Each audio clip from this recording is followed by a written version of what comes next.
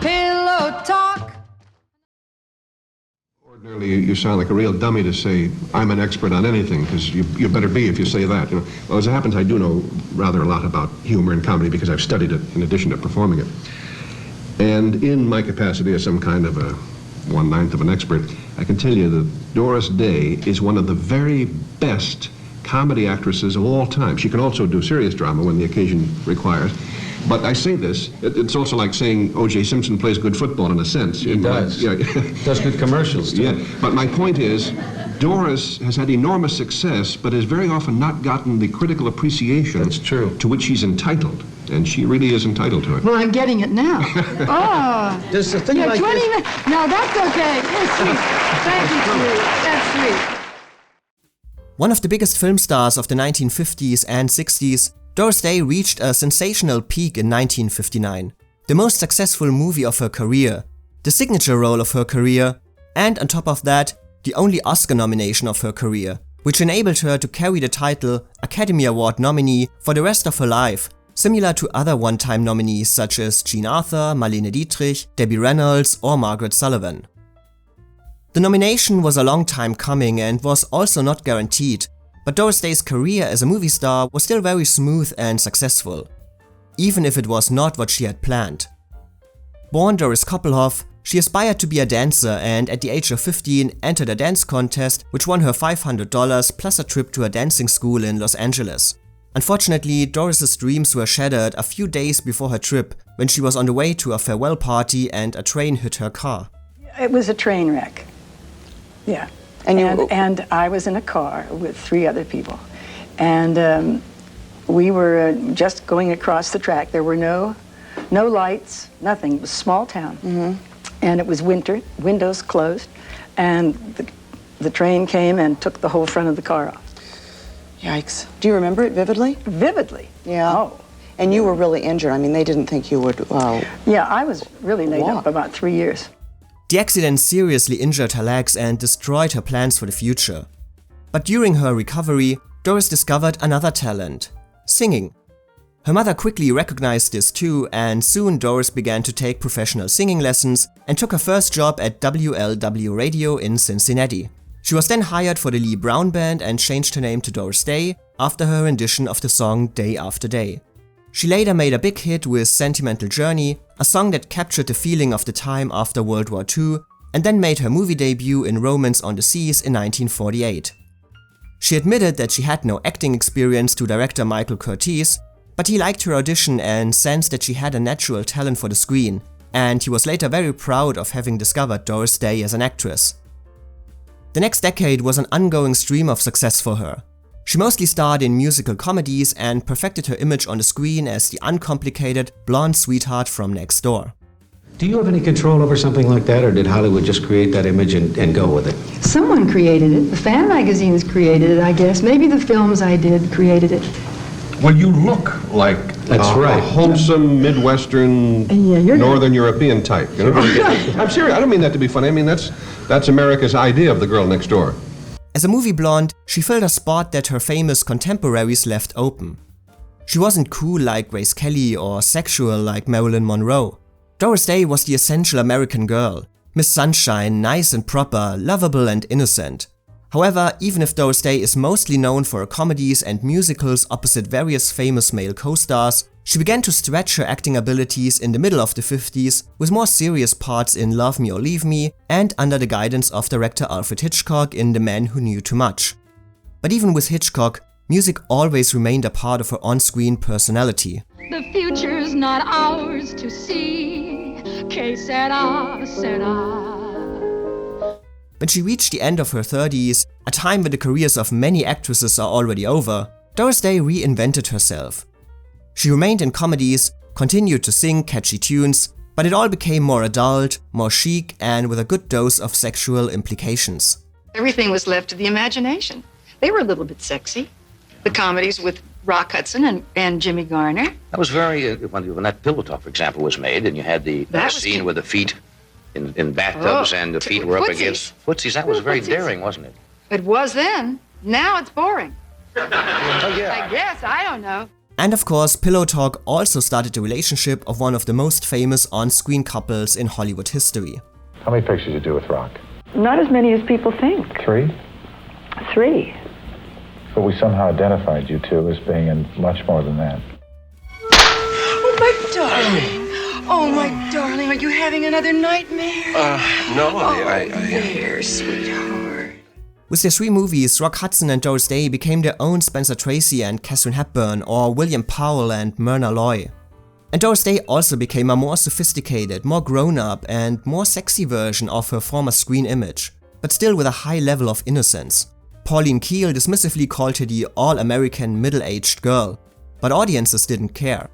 The combined star power of Doris Day and Rock Hudson catapulted Pillow Talk in the top 5 of the year's most successful movies and gave both their careers a strong boost. Critics also liked Pillow Talk for what it was, even though they mostly focused on the unexpected comedic talents of Rock Hudson, stating, "One of the big and most pleasant surprises of Pillow Talk is the genuine comedy talent displayed by Rock Hudson, whose popularity up to now has been gained in straight dramatic roles." What was the first picture? The Pillow Talk. Pillow Talk was the first thing, that's right. Yeah. And he was afraid to do comedy. I'd never done He it. really was. Why were you afraid of it? I'd never done it. I didn't know how. And you thought she did? Oh, yes. You knew she did. Oh, boy, did I ever. Did I ever. And he was so good in it. But I know that he was afraid. What was it You see, I had a good teacher. However, critics also noted Doris Day's change of image and complimented her comedic talents, calling her blonde and glorious as ever, and that she handled her portrayal with brilliance and ease, with a touch of sophistication and glamour, and calling Jen Morrow one of the best roles she ever had. And of course they also spent a good deal of time on her wardrobe. The Oscar nomination for Doris Day did come as a bit of a surprise. One review specifically mentioned, "No Academy Awards will be given out as a result of this picture." And from today's point of view, many would argue that Marilyn Monroe should have been here instead for Some Like It Hot. And this might seem possible.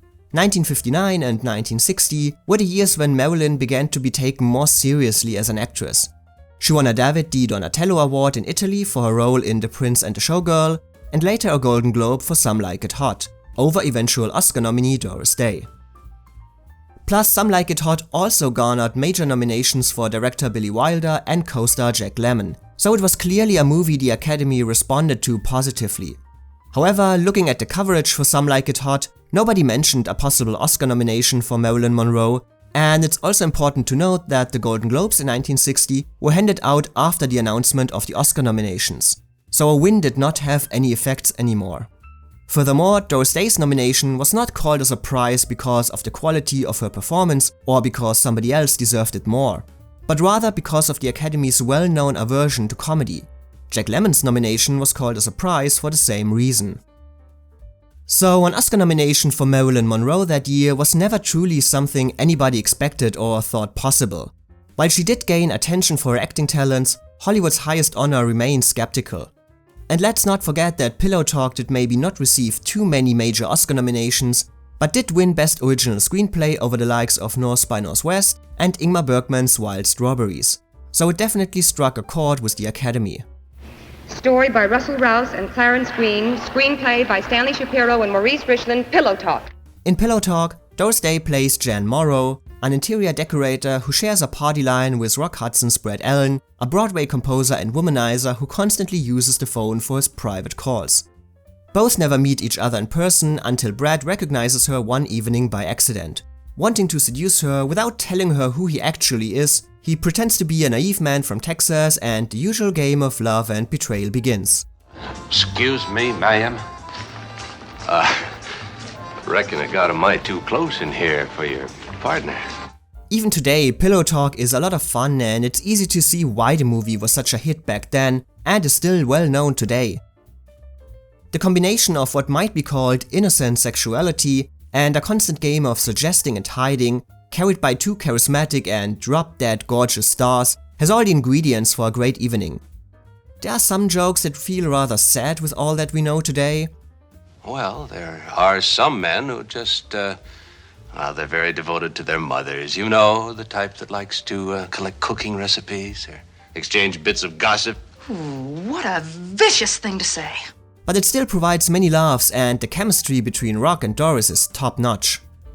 And it's also very understandable why Doris Day found new success with this type of role. The character, innocent but sexy, funny but serious, intelligent but naive, fits her like a glove and is the ideal counterpoint to Rock Hudson's more relaxed, easygoing acting style. However, while Doris Day is certainly charming and amusing in her role, she does have the misfortune of playing the least memorable character in the story. Don't get me wrong, she is certainly Pillow Talk's reference point and the story follows her almost all the time, but her Jan only becomes interesting when she engages with the players around her, who are all allowed to be a bit more crazy and a bit more funny. Her Jan is the straight character. She reacts to all the craziness around her and tries to make sense of it, and, to be fair, Pillow Talk does need her calmer presence to counterbalance Rock Hudson's accent, Selma Ritter's drunkenness, and Tony Randall's mother complex. But they are all offered more specific moments from the script. And while Doris Day is the one who has to carry the movie, she's also the one who gets the least amount of opportunities. If I gave you perfume, if I gave you lingerie, that would be personal, but a car? Come on, Mac, if it's yours, move it. Here, send me the perfume. Tell me about your job. It must be very exciting working with all them colors and fabrics and all. Still, even if she has to play the straight character, Doris Day does manage to inject a good deal of humor into her performance, especially in her wordless reactions.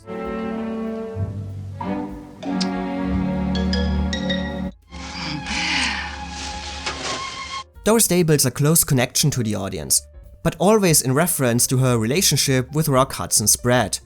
Her Jan therefore never becomes a full person, but Pillow Talk is also not asking that of her. And within the concept of the story, Doris Day's work may miss a certain edge to feel more alive, but still provides the necessary personality and charm to make the central love story work. Of course, you ain't the kind of gal who'd break a date. No, I'm not. And I ain't the kind of guy that'd ask you to. I know you're not. I'll pick you up at 8. I'll be ready. In a way, Doris Day's work feels a bit more polished and rehearsed than that of her co-stars. She's obviously the performer with the biggest talent for comedy in the cast, but this also leads her to feel a bit less spontaneous and relaxed than everyone else. However, even if I might have some problems with this performance, I won't deny the charm and pure joy that Doris Day is able to project on the screen. I also appreciate how she never uses the character of Jan to get the audience on her side, but always stays within her personality, even if it occasionally means to let a moment that might be played broader pass by without taking full advantage. Has he made immoral overtures to you?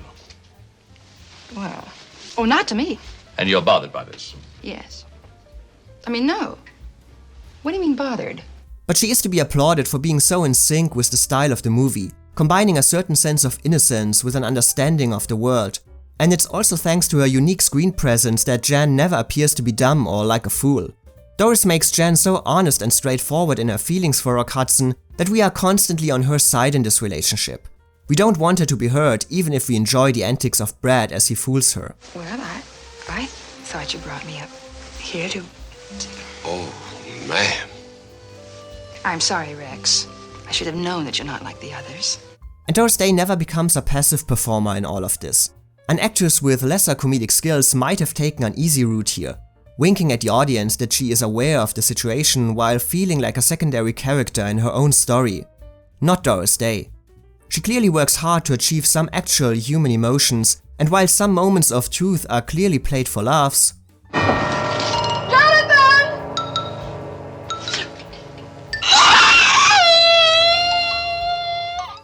she injects others with an honest and relatable touch that sometimes catches you by surprise and always brings the audience back on her side. His name isn't Rex Stetson, it's Brad Allen. I know that. He's a sneaking, double-crossing rat. I know that too.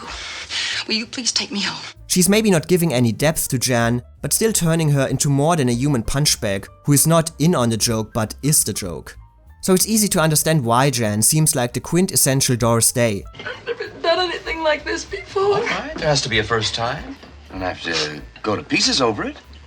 I'm so ashamed. I was always, the image has been so boring. The virgin and the goody two-shoes and all the nonsense, which is, it's not human. And I wanted to straighten the record And Oscar Levant's remark has been quoted over and over again, and The probably Virgin. until you're almost sick of it, but it was a funny remark. He was a funny man. And he said, I knew Doris Day before she was a virgin. she was a virgin. I mean, that's funny. It's funny. It's funny. But you know, in my films, I don't know how that happened, where it came from. Doris Day is certainly a good sport for balancing the character of Jan between goofy and real, and working as a contrast to her three primary co-stars, allowing herself to be overshadowed occasionally with the simplicity of her portrayal, but always for the sake of keeping the picture grounded in its own reality. All right. You can stay till AA comes for you. I am leaving. The role itself might not be the most challenging of her career, but she's a total delight on the screen, and I for one am extremely happy that this wonderful actress got at least one nomination for all the joy she brought to us. Next we will cover nominees 2 and 3.